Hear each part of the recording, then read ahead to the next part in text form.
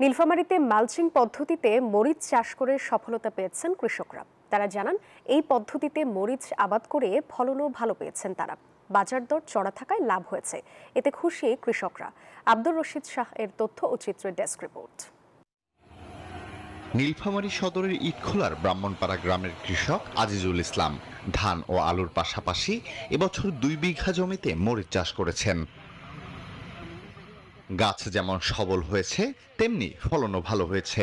বাজার দর ভালো থাকায় লাভের মুখ দেখবেন বলে আশা আজিজুলের।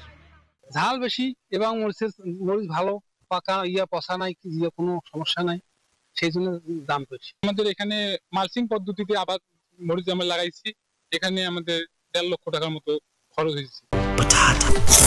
বাছাই করা আলু আর স্পাইসি সিজনিং এ প্রাণ পোটাটা চিপস নাকি বিস্কিট খেয়ে বুঝে নাও। আজিজুলের মরিচ ক্ষেত ঘিরে কর্মসংস্থান হয়েছে বেশ কয়েকজন নারী ও পুরুষের। কাজ করে আমার পরিবার ভালো চলে, টাকার কোনো চিন্তা নেই। কাজ শেষ হয় আমাকে 400 টাকা হাজিরা দেয়, বাড়ি নিয়ে গিয়ে চালনি ভাত খাইতে পারি। গাছ থেকে শুরু করি, পানি দেওয়ার থেকে গাছ মরিচ ছিঁড়া পর্যন্ত সম্পূর্ণ কাজ আমি করে যাই। ভালো আবহাওয়া, সঠিক পরিচর্যা আর বাজারে ন্যায্য মূল্য, এই 3টি বিষয় নিশ্চিত হলে নীলফামারীর কৃষকরা মরিচ চাষে আরো বেশি আগ্রহী হবেন বলছেন কৃষি কর্মকর্তারা।